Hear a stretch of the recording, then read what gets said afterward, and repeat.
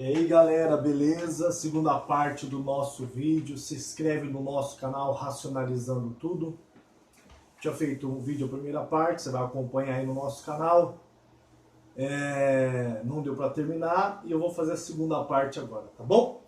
E continuar falando aqui, vamos falar de escalas, tá? Existe a escalas maior e a escalas menores, tá bom?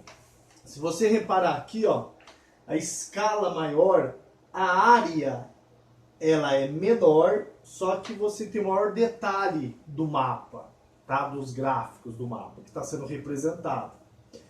Aqui está o mapa do Brasil e eu consigo ver as divisões políticas federativas do Brasil, os 26 estados e um distrito federal aqui.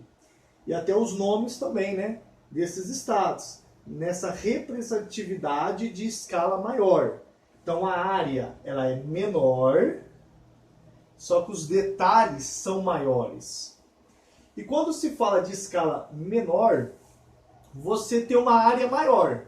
Ó, a área ela é maior. Eu consigo ver o Brasil, a Argentina, o Uruguai, então toda a América do Sul. Eu consigo ver aqui a América Central, México, América do Norte, uma parte dos Estados Unidos. Então na escala menor, a área é maior. Porém, os detalhes são menores. Tanto que eu já não consigo ver as divisões políticas aqui do nosso país, do Brasil. Já não consigo ver se está sendo representado o nome dos estados. Então, sempre lembre disso. Escala maior é maior o detalhe. Escala menor é menor os detalhes também. Tá? Tranquilo até aí? E como nós representamos o globo terrestre, ou parte dele, em um mapa, em representações gráficas, dentro de escalas é conhecido uma forma para que nós venhamos representar isso no mapa e entender realmente a distância real, entender a distância gráfica que está sendo apresentada no mapa. E para isso é bem simples, uma fórmula de matemática, que é D, que representa a distância real, o D maiúsculo, o D minúsculo representa a distância gráfica, normalmente em centímetro, a distância real em quilômetro, e o E, que vai representar a escala de 1 para 50 mil, 1 para 500 mil centímetros, e assim sucessivamente, dependendo ali do mapa do que está sendo representado. Lembrando que sempre quando for fazer e encontrar esse resultado, é importante fazer a conversão. Lembra lá na aula de matemática, aquela reguinha de quilômetro, de centímetros, de metro? Lembra? Para você fazer a conversão? Então se você pegar a régua, você vai ver que quilômetros está a 5 casas da casa centímetro. Então, por isso que aqui eu representei 6 km em 0,00006. São 5 casas. Então, 6 km em centímetro é representado 0,00006 centímetros, tá bom? Eu coloquei um exemplo aqui. Creio que não vai dar para você ver muito aí, pelo que eu já tinha observado, mas tranquilo, eu vou falando, você vai entender. Então, eu dei um exemplo aqui de uma distância real, o D maiúsculo, tá? Coloquei 25 km, uma distância aqui da minha cidade, que eu venho para o interior de São Paulo, uma outra cidade vizinha aqui, Cravinhos, tá? A escala é 1 para 500, né? Cada 1 centímetro representado em 500 mil centímetros. E o D minúsculo, que representa a distância do mapa, a distância do gráfico. Então eu quero achar essa distância no mapa. Eu quero projetar essa distância no mapa de uma distância real que eu tenho de 25 km. Como que eu faço? Regra básica da matemática. Substituir a fórmula pelos números. Então eu tenho a distância real, que é 25, o D minúsculo, que eu quero achar que é a distância do gráfico do mapa, vezes a escala. Não preciso colocar 1, tá? Apenas os 500 mil. Tá bom? Então D é igual a 25 dividido por 500. D é igual 25 dividido por 500. Porém, eu tenho que fazer a transformação, lembra? A conversão dos 25 quilômetros para centímetros, que vai dar 2.500.000 centímetros, tá? Não é 5 casas? Não é 5 que eu falei? Então você vai pôr 5 zero. 1, 2, 3, 4, 5. Corta-se os zeros, anula os zeros. Vai ficar 25 dividido por 5, que é igual a 5 centímetros da representatividade da distância no mapa. O que isso quer dizer? Que 25 quilômetros de distância real está sendo representado nesse mapa em 5 centímetros. Então, cada 5 centímetros desse mapa vai representar 25 quilômetros na distância real. Tranquilo? Para terminar, falar de projeções cartográficas, tá? Nós temos 3 principais projeções cartográficas, que é as projeções cilíndricas, as projeções cônicas e as projeções plana, ou conhecido como azimutal, tá? O que é a projeção cartográfica? É a projeção que eu tenho que fazer de um globo terrestre, ou parte dele, de uma forma plana, dentro do mapa. Então isso é chamado de projeções, tá bom?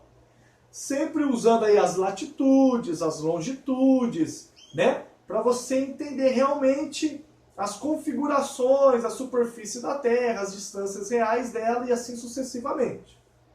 Dentro das projeções cilíndricas, nós temos o holandês aí conhecido como Mercator, século XVI, 1569. Temos Peters, 1973, século XX, mas já tinha essas projeções aí antes também. Mas dentro de Mercator, na projeção dele, você vai ver que ele faz uma projeção partindo do ponto da linha do Equador.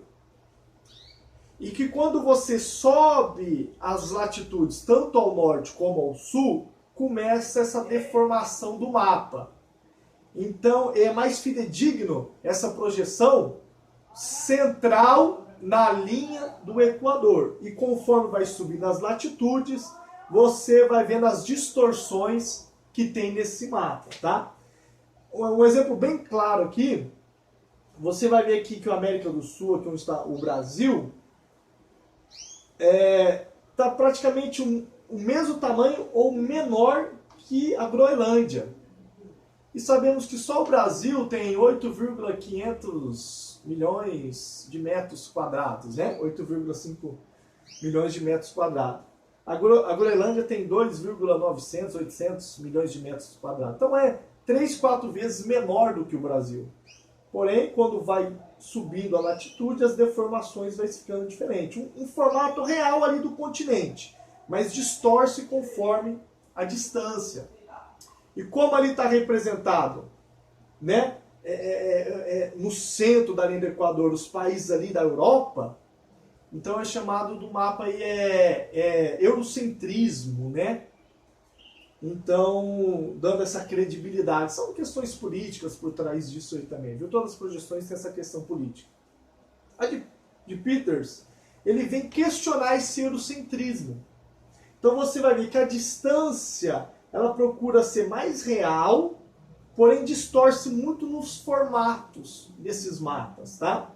Ele destaca mais os países pobres, olha o tamanho que está o continente africano, tá? Nessa representação, nessa projeção cartográfica dele. E diminui-se muito ali, ó, a Europa, a Rússia, né? Então, ele tem esse destaque aí, um destaque sulista, né? Porque deu um destaque mais aos continentes do hemisfério sul, abaixo da linha do Equador.